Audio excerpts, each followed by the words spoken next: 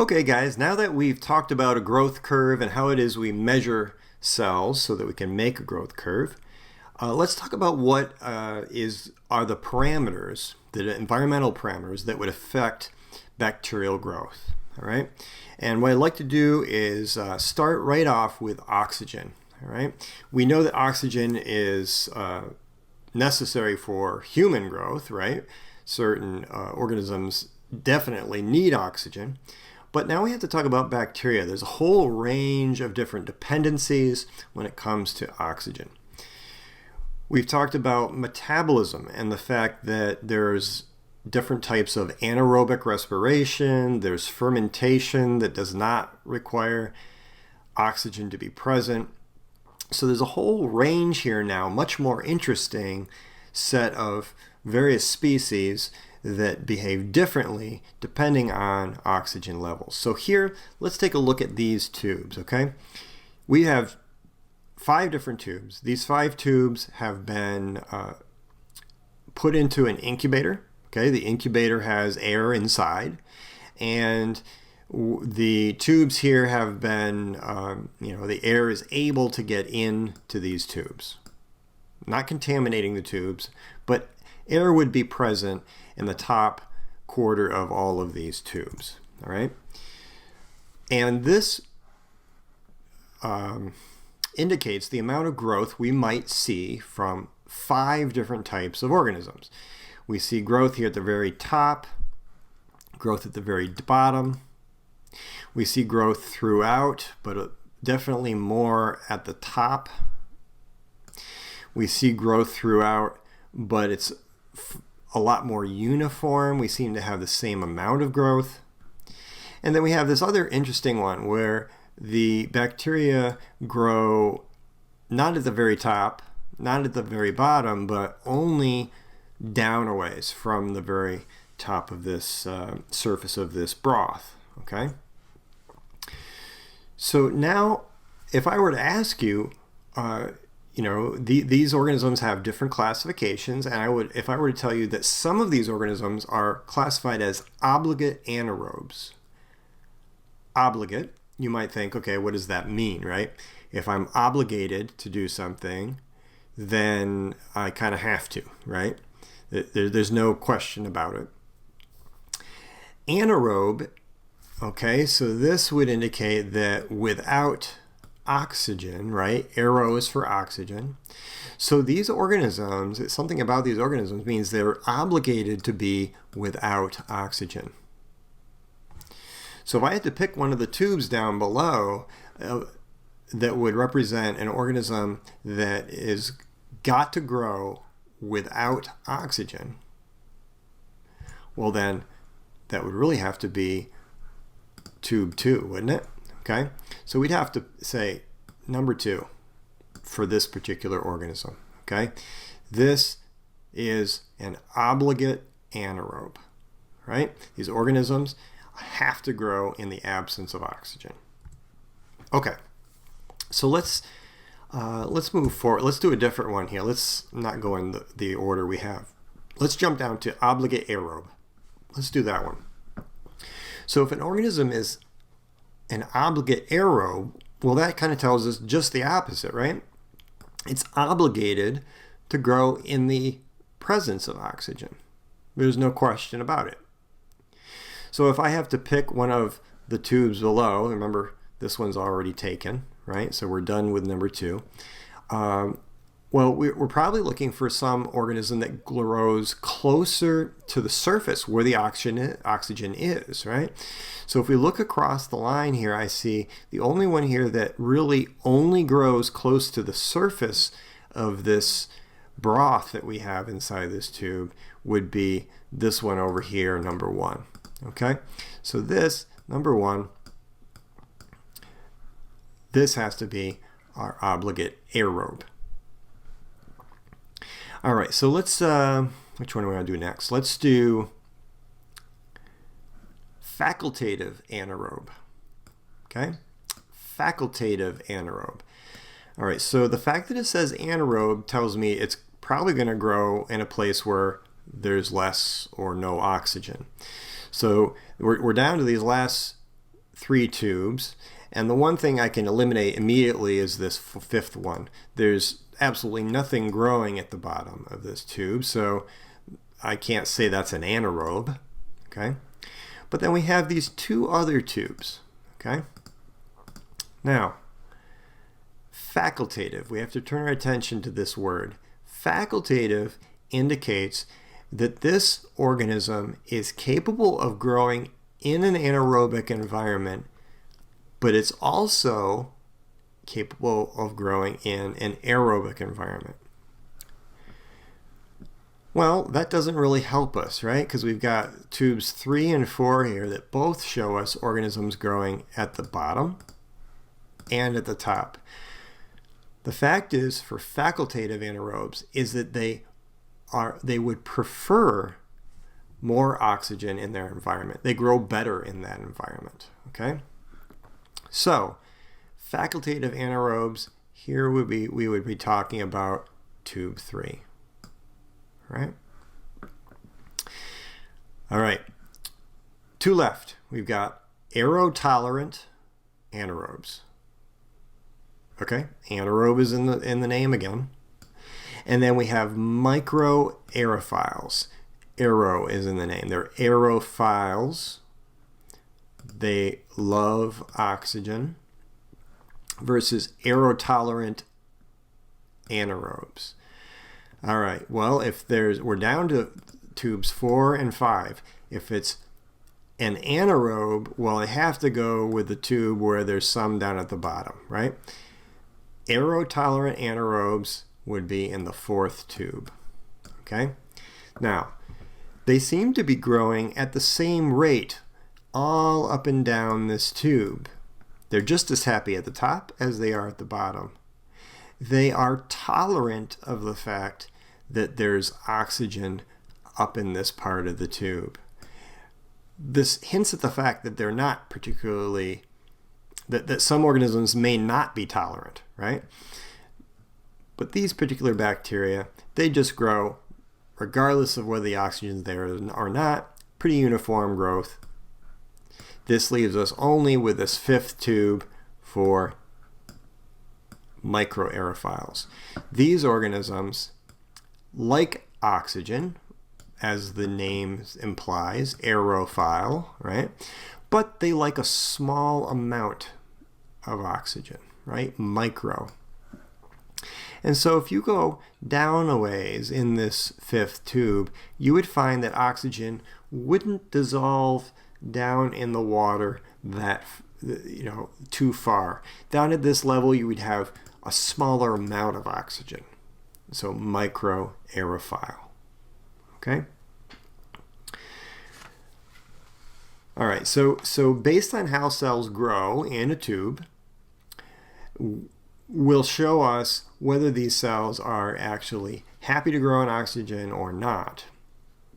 So now I add this last strip here at the bottom that gives us all the answers, right? And I might ask the question, what is the biggest reason that would dictate where these organisms would grow? Okay? So if we look at the reasons down here, obligate aerobes require oxygen and are catalase positive. Well, what does catalase do? We've done this in lab a little bit. Catalase gets rid of hydrogen peroxide. Hydrogen peroxide is a product of the fact that oxygen is in the environment, and hydrogen peroxide is formed when water and oxygen mix. Okay? Catalase gets rid of that hydrogen peroxide. All right?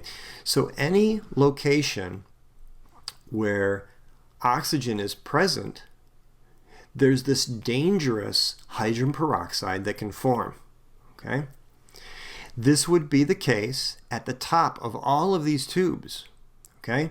At the top of all of these tubes, all the way across this page, there's going to be a certain amount of hydrogen peroxide. Hydrogen peroxide is damaging to cells. It kills cells.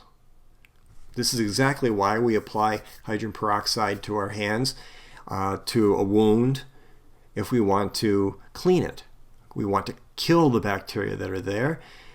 All right, so in this case, catalase is going to get rid of that hydrogen peroxide for the cell. Okay, one of the biggest reasons this cell is growing at the top of the tube, or here, is because they are protected from hydrogen peroxide. They are catalase positive in tube 1, catalase positive in tube 3, catalase positive in tube 4. That is a big reason why these organisms can grow in the presence of that oxygen. When oxygen is there, there's hydrogen peroxide there. Catalase will protect cells from that. Now, if we look at tube 2, we see nothing in the way of growth at the top of this broth. And guess what? Obligate anaerobes are catalase negative. They don't have the protection from that hydrogen peroxide. Okay? So in this spot up here where oxygen permeates the liquid and hydrogen peroxide forms, there's no protection from that hydrogen peroxide, and cells cannot survive there. Now, microaerophiles, well, they seem to be able to survive in the smaller concentrations of oxygen, down a little further into the tube. And guess what? They have small amounts of catalase. So this tells us a lot more about catalase than it does about how these cells get their energy. Okay, there are metabolic processes, whether they're anaerobic respirators, whether they're aerobic respirators. Those do enter into this discussion, but catalase has a lot to do with whether they can grow at the top or not. Here we have some actual images of these kinds of tubes. Here you can see growth at the very top. What would that be? It would have to be obligate aerobes, I would say, right? Only at the top means obligate aerobe, okay? Here we see, let's go to the third one. The third one, we have kind of growth throughout the tube. It looks like there's more growth here at the top and less growth at the bottom. I'm thinking that's a facultative anaerobe. It can grow in both locations, okay, but at the top is a little more concentrated, so probably facultative. So this is our obligate aerobe. Okay, over here.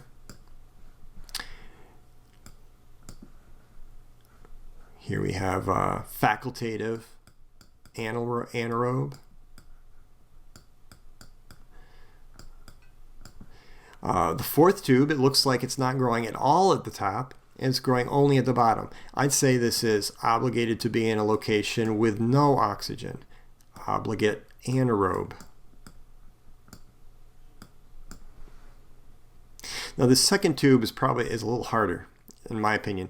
It looks like there's not a lot growing at the top that's limited. I'm going to go with micro aerophile here. Okay? So what makes an organism an obligate anaerobe? Big part of it is they're lacking catalase.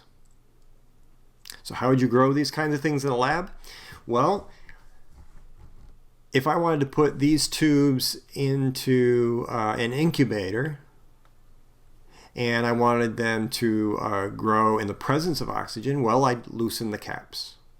Petri dishes have a little gap where air is able to get into the Petri dish, so that would allow oxygen to get in. But if I want to grow an anaerobe, then I might tighten that cap. I don't want any air to get in. I want to allow those anaerobes to grow throughout the broth or whatever medium I'm giving them. Okay. Now, a natural environment where we would see these differences in oxygen levels would be maybe a lake, okay? So if we were to look at this lake here, we would have a certain amount of the lake here at the top where we have sun that could permeate into the water, all right? And where sun permeates into the water, well, there's a natural tendency for there to be photosynthetic organisms, like, they're plant-like microbes that would actually give off oxygen, right? So they're doing kind of the opposite of cellular respiration, aerobic respiration. They would be liberating oxygen and increasing the oxygen levels in this region. So I'd expect a region at the top of a lake to be fairly aerobic, okay? We would say that this is a photic zone because light is able to permeate down a certain distance into the lake. So our photic zone would be aerobic. And then we'd see a certain part of the photic zone that would be only on the edges at the shores. Okay, so in these regions here, on the edges, this would be the littoral zone. Okay, so the littoral zone and the photic zone both have the benefit of the sun. Okay, these would be aerobic regions. Now, of course, in the littoral zone, we'd have the possibility of actual plants that grow from the shore, right? Versus way out here in the middle of the lake, we'd have probably more unicellular organisms that are floating in the water. The last two zones we could talk about would be profundal and benthic zone. Okay, so now we're going down here below this dotted line, below the level where the light could permeate. And so we're going to have fewer photosynthetic organisms, fewer organisms that are giving off oxygen as a result of photosynthesis. And we'd say that this is an anaerobic zone. This profundal zone is an anaerobic zone. Now, if we think about all of the organisms that would grow in a lake and ultimately die in the lake, right, because everything has a lifespan, then this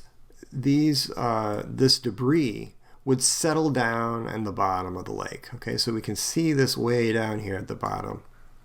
And we would refer to this as the benthic zone, a zone where all of this organic debris is deposited at the bottom of the lake and is very anaerobic. All right, so within a lake, we see the stratification of different levels of oxygen. Now, one of the things that we do see in places where we have a seasonal turnover, like up in this area of New York State, for example, we have lakes that will freeze over and then thaw, right? And there will be kind of a mixing of the water when these temperatures change from season to season, all right? So let's think about what would happen in a region like that. So during the spring, like close to where I live, we have Dorchester Park, okay, Dorchester Lake, a man-made lake, but it's still a lake. And in the spring, this all thaws, right? And in the winter, there's ice on the top, okay? And people go ice fishing and all that. But when the seasons change, what happens is there's a kind of a mixing, an upwelling of what's on the bottom of that lake. Now, what will have happened is just what we talked about. There'll be a benthic zone at the bottom of this lake. And then what will happen is some of what was at the bottom of that lake will be disrupted and come up to the top. Okay? Now, in these lower regions of the benthic zone of a temperate, lake like that, there will be some bacteria that that are called Clostridium botulinum that grow in anaerobic environments, okay? And what will happen is these particular organisms will contaminate some fish that will come to the top, okay? All of this is disrupted, and some of these organisms will be coming to the top of the lake. Now, birds that actually will migrate north in the spring, they'll pick off a few of these fish at the top, and every now and then there's going to be an unlucky bird that will pick off some fish that are contaminated by Clostridium botulinum, an anaerobic bacteria, okay? And the toxins of Clostridium botulinum actually are the same ones that cause botulism, right?